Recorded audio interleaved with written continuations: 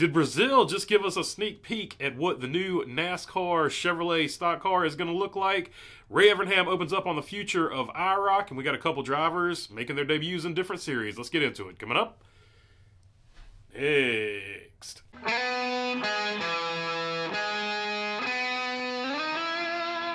What's going on, everybody? Hope you're doing good today. All right, before we jump into it, just want to let everybody know in the merch store, where the link is down below, we do have the sweatshirts up. So if you want to check out one of those, go ahead and pick one of those up. All right, now let's get right into it. Chevrolet Brazil has released their stock car. So let's look at this article from the GM Authority. A few days ago, General Motors revealed the first official images of the all-new 2025 Chevy Tracker stock car as Chevrolet's next competition car in Brazil, where new images of the unprecedented racing utility vehicle have just been revealed. Vicar, the organizing company of the Brazilian Stock Car Pro Series Racing Championship, revealed images of the all-new 2025 Chevy Tracker stock car in its recent official announcement about the drastic and important changes that the famous Brazilian automotive category will experience starting in the 2025 season. That year, the stock car will stop competing with traditional sedans and start using vehicles based on crossovers for the first time. So before we get going and get started on this particular article and this car, just wanted to let everybody know that the reason I included that full context in there is this series is going to run hatchbacks. The NASCAR Cup Series obviously is not, and they have nothing to do with each other. This is a separate series in Brazil. The interesting part here that I wanted to focus on is the Chevrolet design of this car itself. Specifically the nose, because we know the NASCAR Cup Series car is basically the same from the nose and hood back. The rest of it is all the same. So what I wanted to focus here, obviously, is the nose. And if you look at said nose, there are a few things to take away from it. One, the most important one, is it no longer has the point that the current car has. That means it's going to be flat for super speedways. They've taken a note out of Ford and Toyota's book where they will be able to now push much better on the super speedways if, of course, they use this design architecture, which I think is, it might not look the exact same, but I think this is going to be similar to whatever Chevrolet puts in the Cup Series going forward. So they're going to be able to push on the super speedways if they use this design. And I think that's going to be a good thing, because if you look at the majority of the wrecks, I think there was one wreck that maybe Brad Keselowski caused or something like that. But I think the rest of them, from the Daytona 500 at least, were off the noses of the Chevrolets, because they still have that rounded point. And whenever the Chevrolets get to pushing as hard as the other cars, it doesn't seem to work out as good. They don't seem to have as stable a push for those noses. So I think that's the first thing we can take away from this new design architecture that Chevrolet has released over here in Brazil. The second thing is these like little fog lights or little side vents. They seem to be a direct copy of the Toyota Camry, especially the new Toyota Camry. If you look at the side-by-side here, they both have figured out something here with aero, I guess, and I guess that's helping them. But if you look at the new Ford, the Ford doesn't really have that. Ford went with, I guess, the angular fenders or whatever, but the Chevrolet and Toyota seem to be leaning toward the fog lights or air vents on the side here, looking for some type of aero advantage there, I guess. And then finally, just wanted to show the taillights and how they are very similar to the Chevy Camaro, which is what I'm saying. Like, they're sharing design architecture. Chevrolet doesn't get too far off with its design architecture. So this flat nose, no matter what the car actually looks like when it comes to the Cup Series, I think is going to be very similar to what this nose right here looks like.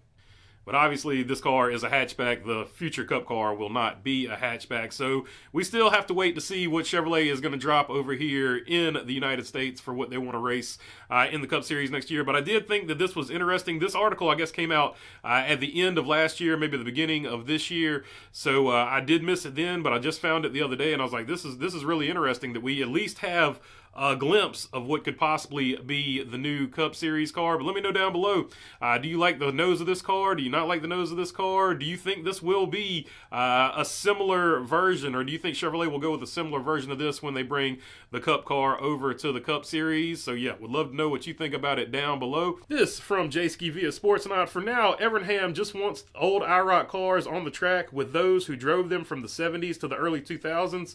He called it an IROC reunion. We're shooting for for the fall, he said. If there's interest in this thing, where do we go from there? Our goal is to get those cars back on track and see how popular it can get.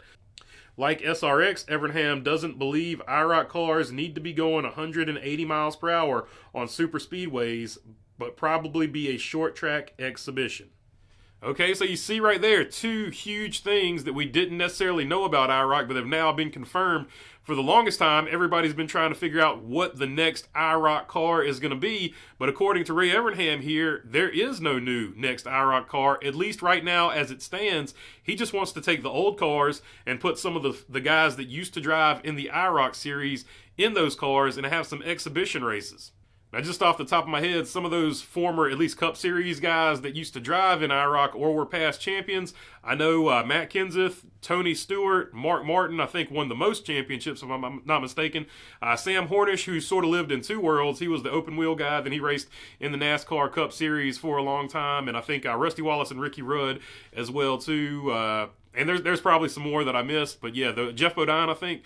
So yeah, throw him in there too. But yeah, there are several people that he could pull for that. But the other thing that I found very interesting here is that he said they won't be going to the 1.5 miles and the super speedways. He said he doesn't feel the need that 180 miles per hour cars are something that people need to see. So they would all be short track, local short track exhibitions with, some of your favorite drivers.